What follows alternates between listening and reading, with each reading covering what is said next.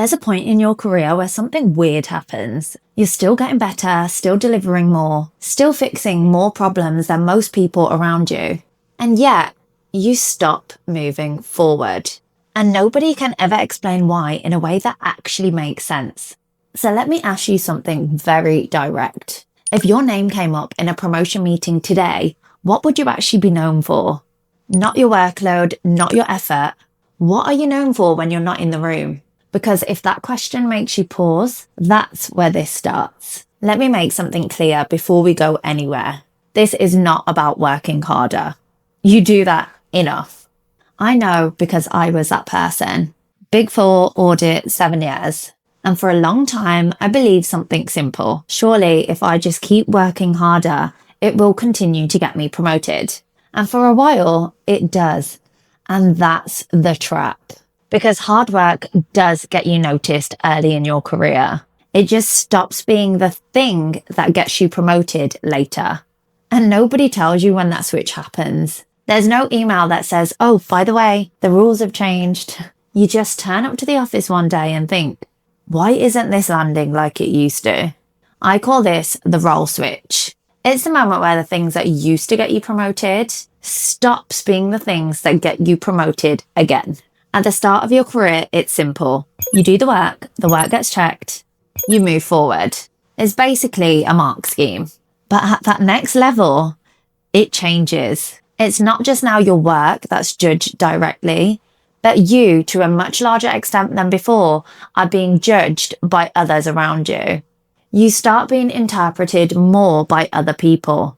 Your manager summarizes you in rooms you're not in. Senior people then form opinions from parts of that, and decisions get made on how your work lands. That's part of the switch. You're no longer being judged on just your output, but also how that translates. And here's the uncomfortable part. You can be working extremely hard and still be invisible, because effort is not what matters at those more senior levels.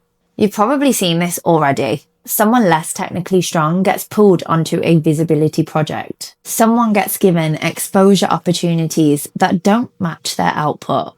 And at first, it doesn't make sense.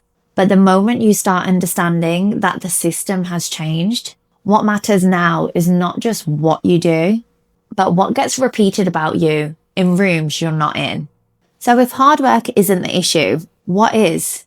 So ceiling 1, where you become known for execution. You can be relied on for getting things done. Your work doesn't go straight to the decision makers. It goes through layers first. It's filtered, summarized, repackaged. So senior people don't always experience your work directly. They experience a version of it. And here's the problem. If you are not directly visible in that system, you don't control how you're interpreted at all. You can be doing excellent work and still not exist in the decision-making environment.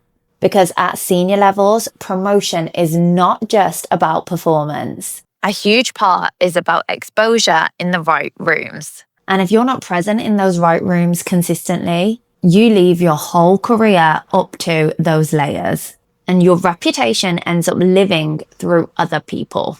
So I need you to hear this. You didn't build this ceiling intentionally. You continued to do what worked in the past. But the more senior you want to progress, the more visible to those senior leaders you need to become.